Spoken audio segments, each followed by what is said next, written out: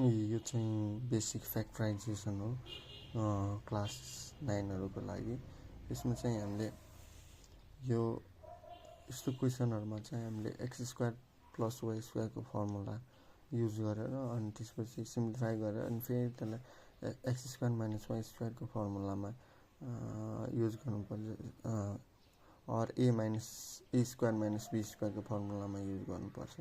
जस्तै एक्जाम्पलको लागि यो लिउँ त, जस्तै यो x4 र y4 छ हैन, अनि x² y² छ भनेपछि हामी एरेन्ज गरेर पहिला x4 र y4 लाई ल्याएछौँ यहाँ अगाडि, अनि यसलाई चाहिँ x4 भनेको x² को होल स्क्वायर हो अनि y4 भनेको y² को होल स्क्वायर हो, अनि यो एज इट इज यता राख्यो। त्यसपछि हामीले यो a² + b² को फर्मुलामा युज गरौँ। a² + b² को फर्मुला के हुन्छ, a + b को होल स्क्वायर - 2ab हुन्छ वा a² - b² + 2ab पनि हुन्छ। त्यो दुईटा फर्मुला हुन्छ जुन युज गर्दा हुन्छ, तर हामीले कुन चाहिँ युज गर्नुपर्छ, यहाँ सिम्प्लिफाई हुने गरी यहाँ हाम्रो a² - b² को फर्ममा आउने गरी हामीले यो यहाँ प्लस युज गर्नुपर्छ। जस्तै हामीले यहाँ हेरौँ के युज गर्छ, x² + y² को whole square - 2x² y² + x² y²। अब यहाँ हामीले माइनस युज गरौँ किनकि यो सबट्र्याक्ट हुँदा हाम्रो के हुन्छ, x² र y² बाँकी हुन्छ माइनस, तर यहाँ प्लस युज गरे 3x² y² हुन्थ्यो नि त।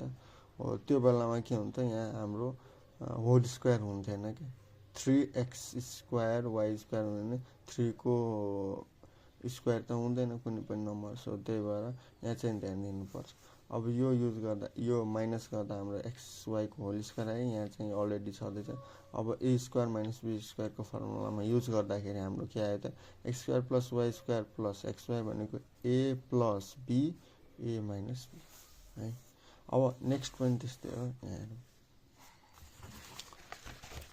नेक्स्ट पनि त्यस्तै हो, x4 + 9x² + 8 भन्छ नि, यो पनि त्यही एरेन्ज गरेर a² + b² यसलाई हामीले यता ल्यायौँ एरेन्ज गरेर, अनि त्यसपछि यसको a² + b² को फर्मुला युज गरेर a + b को होल स्क्वायर - 2ab गर्यौँ, अनि यो एज इट इज पछाडि छँदैछ। अनि त्यसपछि यो हाम्रो 2 9 18 भयो अनि प्लस 9x² भयो। अनि यो हामीले यो सिम्प्लिफाई गर्दाखेरि हाम्रो यो सब्ट्र्याक्ट गर्दाखेरि -9x² हो, x² + 9 को होल स्क्वायर - 3x² आयो। अब यसलाई हामी a + b अघि जस्तै हो, यो भयो a + b। अब यो एरेन्ज मैले डाइरेक्ट एरेन्ज गरेर चाहिँ a - b है।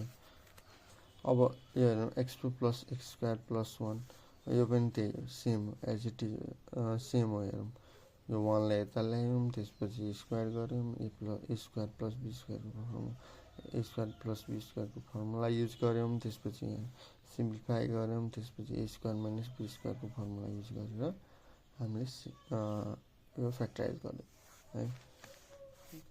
यो पनि सिमिलर हो, यो पनि सिमिलर। अब यो सबै माइनसै गर्नुपर्छ भन्ने छैन है। अब अर्को एउटा अझ इक्जाम्पल, जस्तै यो प्लस गरेर चाहिँ यहाँ प्लस चाहिँ यहाँ माइनस, यो 32 17 49 भयो नि त हो यो। अब तर कुन बेला प्लस कुन बेला माइनस गर्ने, जस्तै कुन बेला यहाँ चाहिँ माइनस युज गर्ने, यहाँ चाहिँ प्लस। जस्तै यो केसमा हेरौँ, यो केस छ हैन, यो हामीले केमा माइनसमा युज गरेका छौँ, किनकि हामीले माइनस यहाँ पनि प्लस गरेर यहाँ माइनस हुन्छ, अनि यो 3 र 2 के हुन्छ 5 हुन्छ, 5 को त स्क्वायर नम्बर हुँदैन हैन, त्यही भएर यहाँ हामीले चाहिँ माइनस युज गरौँ, अनि यो माइनस गर्दाखेरि ab को होल स्क्वायर आउँछ है। अब यहाँ हेरौँ यो पनि सेम हो है। Thank you.